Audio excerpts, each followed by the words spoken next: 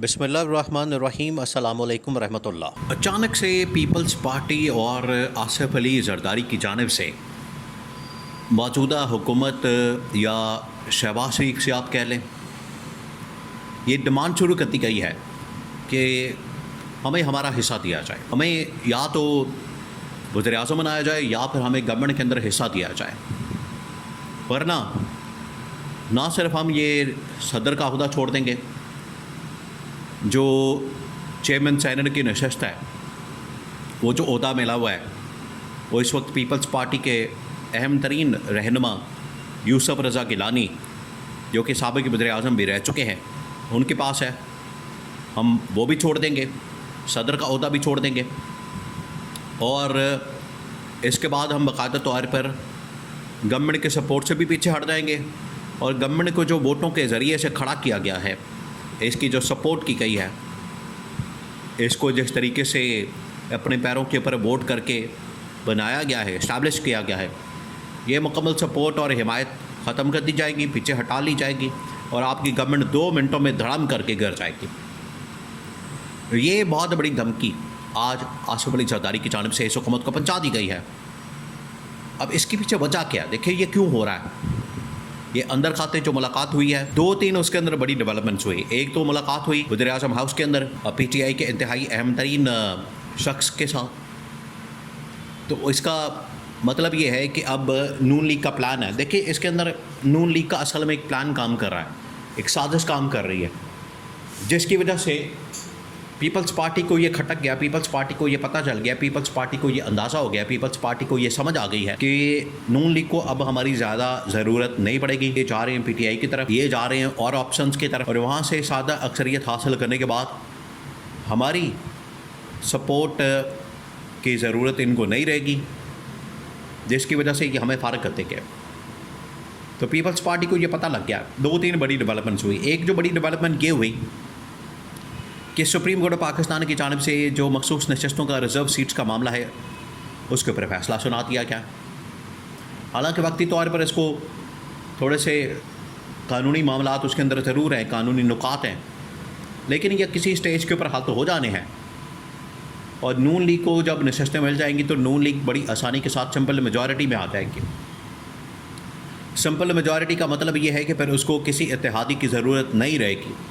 अगर किसी इत्तेहादी की ज़रूरत रहेगी तो वो छोटी मोटी जमातें हैं, 10, 15, 20 सीटों की जमातें होंगी, MKM, IPP और काफ लीग वगैरह, उनसे ये सीटें हासिल करके तो अपना जो नंबर गेम है वो पूरा कर लेंगे, 172 का नंबर।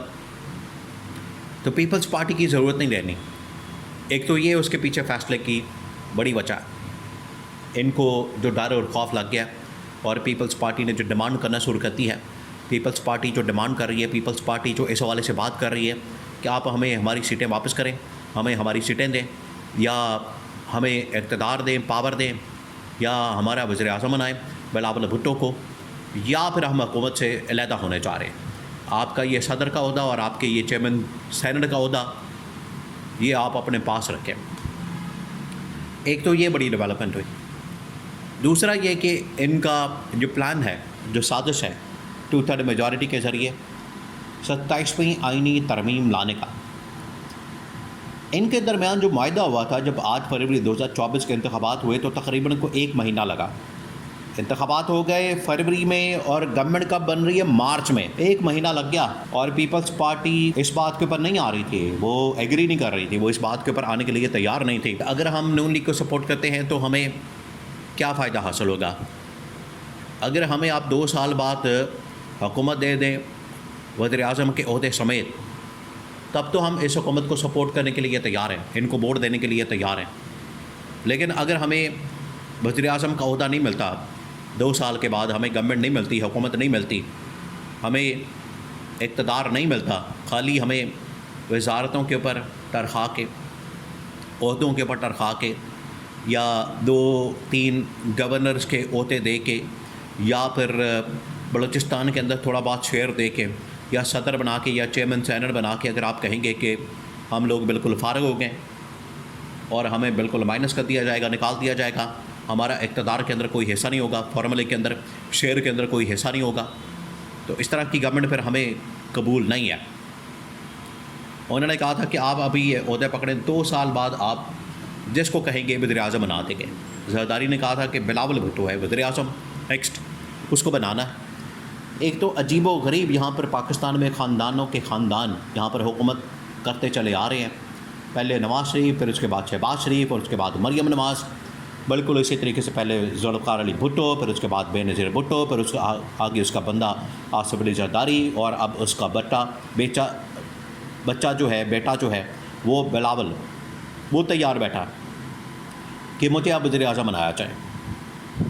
तो ये ख़ानदानी जो सियासत है, ख़ानदानी जो इनके अंदर ये इन्होंने एक कब्ज़ा किया हुआ है, वो अब चला आ रहा है सिलसिला, और वो थमने का नाम नहीं ले रहा, रुकने का नाम नहीं ले रहा, और वो मुसलसल आगे बढ़ा। यही सबसे बड़ा मसला है इनका। अब आसिफ अली जरदारी की जानिब से कहा जा रहा है आप ये प्लान बना के बैठे हुए हैं 27वीं तरमीम के ज़रिए से कि सदर का ओहदा जो है वो जनरल आसिम को दे दिया जाए, वज़ीर आज़म का ओहदा जो है मरियम नवाज़ को दे दिया जाए। तो हम कहाँ जाएंगे? और 10 साल के लिए आप बैठ जाएंगे। तो हमें ये फार्मूला कबूल नहीं है।